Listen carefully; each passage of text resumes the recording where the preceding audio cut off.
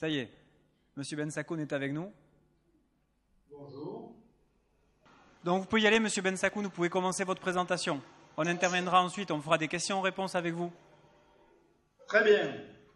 Ben, écoutez, d'abord, vous remercier de m'avoir invité à ce colloque qui pose vraiment les vraies questions au monde de la territoriale. Et puis vous présenter encore mes excuses. Pau, c'est le bout du monde. Je croyais que c'était à l'est, le bout du monde, mais pour aller à Pau, c'est infernal. Et là, j'étais vraiment pas... Je pouvais pas me libérer 3 jours. Ça faisait 3 jours de déplacement pour assister à ce colloque. C'était vraiment impossible pour moi. Donc, encore une fois, mes excuses. Et vous dire la difficulté de l'exercice, c'est-à-dire que là, je vois une image un peu passive. J'ai pas le retour. Bon, il y a le côté humain qui est un peu manquant, mais on va faire avec, j'espère. On peut y aller? Pas de souci. Alors voilà, moi on m'a demandé de rapidement intervenir sur l'expérience alésienne en matière de santé au travail. Vous dire que sur Alès, c'est un peu le contre-exemple en termes de management. J'ai été directeur général pendant 33 ans et j'ai pu tranquillement mener tout un tas d'expériences en termes de management public, ce qui a pu peut-être expliquer tout ce qu'on a pu faire en termes de santé au travail. C'est pas arrivé comme ça, comme un cheveu sur la soupe. Hein, c'est le résultat de toute une série d'actions en termes de management public. Alors, j'essaie... Voilà, je vais vous parler de 2 expériences qu'on a développées sur Alès, la démarche défi et la norme entreprise en santé que nous avons empruntée à nos cousins québécois. Quelques mots d'introduction rapides, d'abord. Pour vous dire que, en guise d'introduction, moi ce que je voulais vous dire de façon un peu forte, c'est attention à la religion du chiffre. Hein, ça fait quelques années qu'au niveau national et au niveau, excusez-moi messieurs les universitaires, la tendance aujourd'hui c'est de mettre en avant la culture du chiffre parce qu'elle est rationnelle, elle est raisonnable, etc. On connaît les dégâts de la RGPP et moi je tiens à vous dire que le tout comptable, le tout chiffré risque de nous amener à des situations irrémédiables. La solution qu'on a essayé de développer, mais avec beaucoup plus de difficultés chez nous, c'est la notion de reconnaissance au travail, à la fois la reconnaissance au niveau matériel, hein, donc on avait beaucoup travaillé à l'époque sur le régime indemnitaire, mais surtout la reconnaissance non monétaire en termes de management. Voilà, c'est un petit peu l'introduction que je voulais faire en disant que en période de crise, la richesse peut être aussi intérieure par les valeurs que l'on défend, par l'écoute de l'autre, par l'empathie, et que à l'heure actuelle, j'en parlais aux collègues qui est à côté de moi, il n'y a pas une semaine où les revues nationales ne s'emparent de ces termes de burn-out, de risques psychosociaux, etc. Et bien pourtant, il existe, à mon avis, dans le monde du travail, une opportunité et il faut la saisir. L'opportunité, c'est la reconnaissance non monétaire au travail. Alors, j'essaie d'appuyer aussi. Voilà, ça c'est Je l'ai emprunté à un fascicule que vient de réaliser la MNT, la Mutuelle Nationale des Territoriaux, où quelques termes importants apparaissent, donc le mot confiance, liberté, se réaliser, utilité, échanger, exister.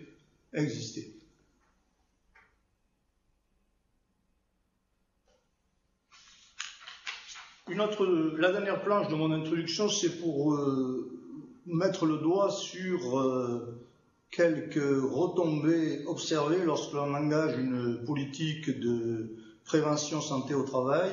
Vous avez des effets tangibles et des effets intangibles.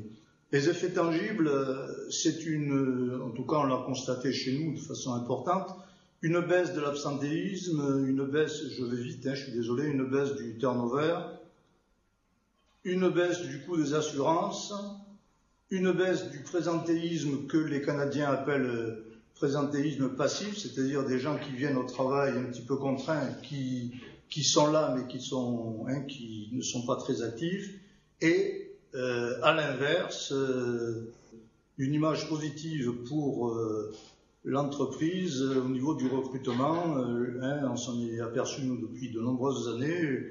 Lorsqu'on ouvre un recrutement, il y a énormément de gens dans la France entière qui sont intéressés par les postes proposés.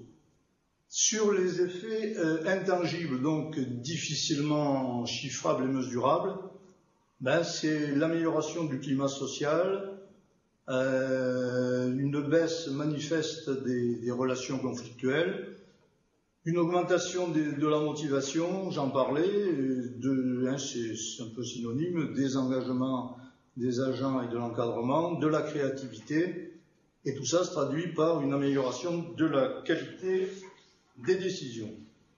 Voilà, en guise rapide d'introduction, et j'en viens directement à la première partie de la démarche qu'on a appelée démarche défi. Alors cette démarche, elle est arrivée, elle aussi, de façon un petit peu naturelle, à partir du moment où l'obligation de réaliser un document unique a été rendue obligatoire. Nous avons souhaité, au niveau du service prévention et qualité de vie, donner à ce document unique une approche managériale que je vais essayer de vous résumer très rapidement. C'est cette approche qui a permis à la ville d'Alès et à l'organisation alésienne d'obtenir 2 prix santé au travail, dont le dernier au mois de décembre 2014, et à la CNRACL de nous octroyer régulièrement des subventions pour l'originalité de la démarche. Alors, la démarche défi, en 2 mots, il fallait qu'on trouve un titre qui corresponde un peu à cette démarche. Donc, défi, on a essayé de trouver des verbes, définir, engager, former, initier. Voilà, un défi pour conduire au changement. Je passe. La démarche défi santé au travail, c'est une démarche volontaire qui s'appuie sur plusieurs objectifs. Tout d'abord, améliorer la performance globale de la collectivité en matière de santé et sécurité au travail, anticiper les changements, bien entendu limiter les dysfonctionnements en matière de santé au travail, et là où c'est peut-être le plus important, et j'espère qu'il y aura des questions, c'est surtout assurer une cohérence globale avec les autres démarches de management. Voilà les quelques mots sur les objectifs de la démarche défi. Dit autrement, la démarche défi, puis le plus important sur cette planche, c'est ce qui se situe en haut à gauche.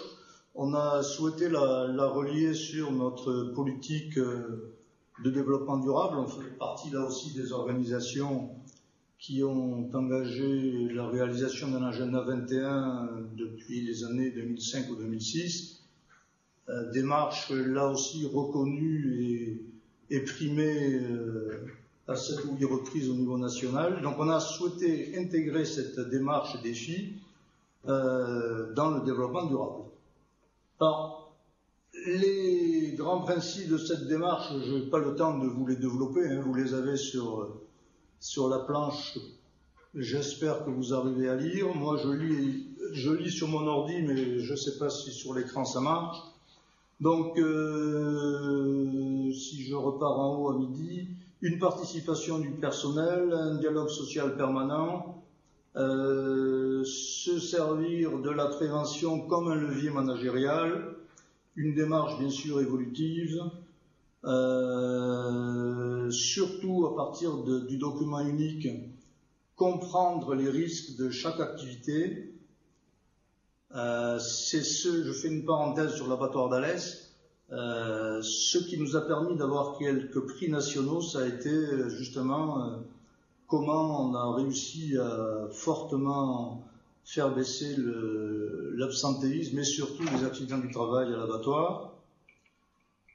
Une démarche volontaire de la direction générale, ça va de soi. Et là aussi, on a fait le maximum pour associer le maximum de partenaires extérieurs, qu'ils soient privés ou publics. Alors, la démarche défi en tant que contenu, ça s'est passé comment? À un moment donné, on a souhaité, on a fait appel au volontariat au niveau des cadres, cadre A, cadre B, cadre C, et rapidement sont arrivées une dizaine de thématiques que je vais vous lister rapidement. Ces thématiques, sur la base du volontariat, des groupes de travail réunissant des agents d'horizons différents, des cadres d'horizons différents et des élus, se sont penchés sur l'utilité de rédiger un règlement intérieur en ce qui concerne la santé au travail. Un groupe, parmi les thèmes, il y a eu le terme du handicap, l'ergonomie et l'informatique, les indicateurs, l'utilité des indicateurs en matière de présentéisme, un groupe sur le mieux-être au travail, de façon plus technique, un groupe thématique sur la charte vestimentaire, sur les espèces, sur les espaces de travail, un groupe qui a travaillé sur quel type de formation développer en termes de santé au travail, les risques chimiques, et un groupe plus classique sur comment on peut réfléchir à la prévention et aux accidents. Alors ces groupes de travail se réunissaient de façon régulière, à peu près 2 fois par mois. L'objectif, c'était de réaliser un livrable, ce qu'on a appelé un livrable, c'est-à-dire une sorte de procédure, de document qui deviendrait une note de service applicable à l'ensemble des services de la collectivité. Voilà, cette démarche défi s'est étalée sur 4 années. Elle a commencé en 2010, puis elle s'est, on peut dire terminée, mais c'est jamais terminé puisqu'on recommence, constamment. Voilà, donc 2010, 2011, 2012 et le déploiement des 10 livrables en 2014.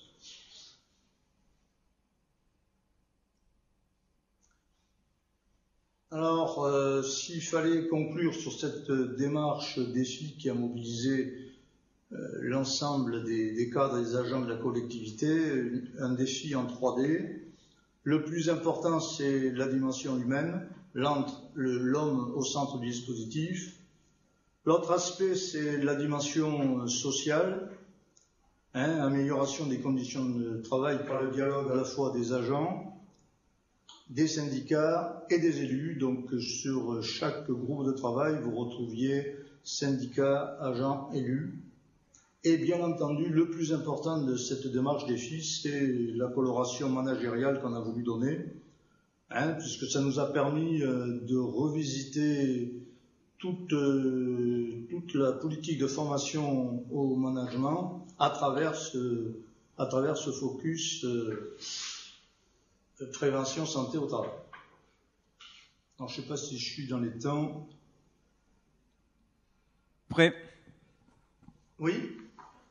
Alors, je passe à la deuxième partie de mon intervention.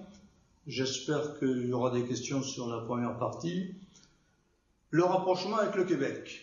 Alors, le rapprochement avec le Québec, ça s'est fait là aussi tout à fait par hasard. J'ai reçu il y a 3 ou 4 ans, suite à la démarche défi et suite à un prix obtenu sur les abattoirs d'Alès, un coup de téléphone bizarre qui me venait de mon homologue de la ville de Québec, qui souhaitait avoir quelques échanges téléphoniques sur comment on avait réussi à faire ce que l'on a fait dans un milieu aussi accidentogène qui était l'abattoir. Donc on a discuté quelques minutes au téléphone et puis ils ont souhaité venir nous voir sur Alès, c'était en 2012. Cette approche-là a intéressé à la fois la ville de Québec, mais l'Institut de santé publique qui correspond à un secrétariat d'État à Québec. Donc ils se sont rendus sur Alès en juin 2012 pour nous rencontrer et puis pour voir un petit peu comment on avait développé la démarche défi, mais comment on menait nos politiques managériales. Ces rencontres ont été labellisées à la fois par le ministère des Affaires étrangères en France, mais aussi par le consulat et l'équivalent à Québec. À l'heure où je vous parle, nous nous sommes rencontrés 4 fois. Une rencontre est prévue en octobre de cette année 2015. Alors ces rencontres s'établissent à partir, bien entendu, ce sont des rencontres conviviales, bien entendu, mais à partir de thématiques de travail et d'échanges qui, en tout cas depuis 2013 et 2014, débordent même l'organisation alésienne, puisque on essaie d'avoir des approches qui irriguent l'entreprise privée. Voilà. Sur ces rencontres, on s'est aperçu que la ville de Québec en particulier, mais surtout le Québec était très en avance par rapport à la France, puisque une norme est développée chez eux, c'est la norme entreprise en santé. La norme entreprise en santé mise au point par le docteur Vézina, qui est aussi un acteur important du changement au Québec et qui nous a fait le plaisir de venir à plusieurs reprises sur Alès nous faire quelques conférences. Donc cette norme entreprise en santé, certains l'appellent la grille Vézina, par rapport aux normes habituelles et par rapport à l'approche européenne, elle a, si vous voulez, quelques originalités. La première, c'est, alors je ne sais pas si on arrive à voir, c'est la première bulle bleue sur la gauche intitulée Habitude de vie.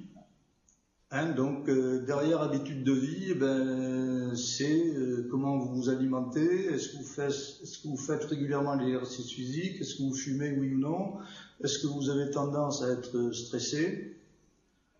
La deuxième sphère, là aussi c'est l'originalité peut-être de Québec, c'est l'équilibre entre la vie privée et le travail. Régulièrement, les gens, les questionnaires existent, mais les gens n'hésitent pas à parler de leurs difficultés personnelles, qu'elles soient récurrentes ou pas, qu'elles soient occasionnelles. Un enfant qui a des difficultés parce qu'il a eu un accident, etc., etc. Donc, les difficultés de vie personnelle entrent dans les conditions de réalisation et d'exercice du travail. Après, vous retrouvez 2 sphères un peu plus classiques, la sphère environnement de travail, climat, santé, sécurité, milieu favorable, etc. Et puis des pratiques de gestion qu'on a résumées en communication, reconnaissance, autonomie. Voilà ces 4 sphères de travail qui sont... Je vais passer carrément à la grille. qui sont concrétisés sur cette grille d'identification des risques psychosociaux. Donc ça, c'est une grille qui a été expérimentée chez nous sur la moitié des pôles de politique publique.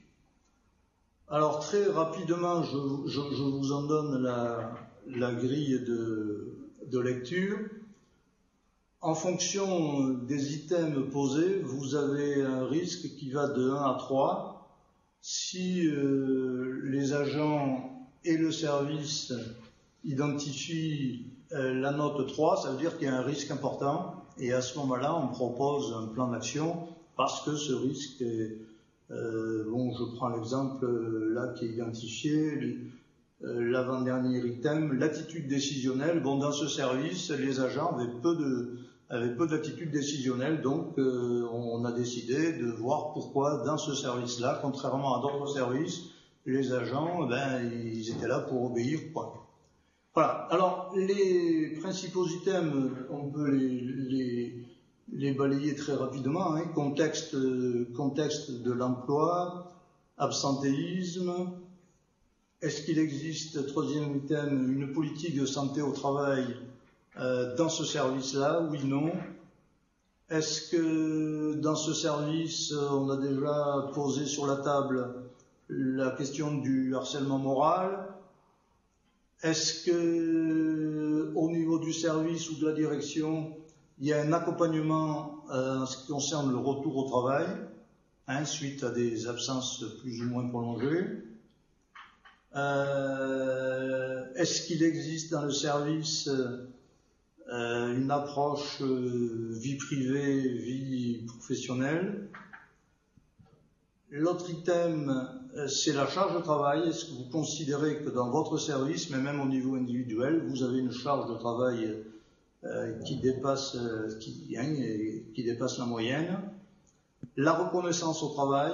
Est-ce que vous considérez qu'il y a un certain nombre de choses qui sont mises en place en termes de reconnaissance au travail? Est-ce que vous avez le soutien des supérieurs, le soutien des collègues? Est-ce que vous avez une latitude en matière de décision? Et dernier item, est-ce qu'il existe dans votre service une politique d'information et de communication au sens large, mais une politique d'information et de communication surtout en matière de prévention et de santé au travail? Alors j'ai sauté quelques planches. Je vais les passer. C'était cette planche-là a vocation d'identifier. On y reviendra peut-être, Monsieur Bensakoun, sur les questions. Si vous voulez. Alors voilà, c'était uniquement pour dire que au niveau de cette grille, les RPS sont considérés comme des risques, comme les autres risques. Alors je vais passer et je vais conclure. Voilà. Ce que je voulais dire, mais c'est en termes beaucoup plus général, c'était la conclusion que j'avais utilisée il y a 2 ans à un colloque cadre bien traité, cadre bien traitant. Ils m'avaient demandé en tant que directeur général de donner mon point de vue sur cette approche-là. Donc j'avais identifié trois temps que je n'aurai pas le temps de développer. Premier aspect, respecter la personne. Le premier item, c'est qu'il faut considérer que quel que soit le poste de vos collègues de travail, l'homme est intelligent et il faut le prendre en compte en tant que tel. Quelle que soit la personne, on peut lui trouver une place adaptée au sein de l'organisation. Deuxième approche, respecter la parole. Donc, ouvrir les lieux de parole. Moi, j'organisais une réunion par semaine où, justement, la totalité des cadres pouvaient s'exprimer. Et surtout, là, sans faire de jeu de mots, tenir parole, c'est important au niveau du cadre. Troisième aspect, donc, respecter le temps de chacun. Le temps d'un service n'est pas le même que le temps d'un autre service, mais il faut du temps pour faire, pour apprendre, pour travailler ensemble, pour prendre du recul et pour progresser. Et puis je terminerai, mais c'est pas imprimé, je terminerai sur l'empathie. Je crois que c'est ce qui peut nous aider aujourd'hui, hein, la notion d'écoute, ce qui peut nous aider justement à avancer dans ce secteur. Et puis une citation de Goethe, parler est un besoin, écouter est un art. Voilà.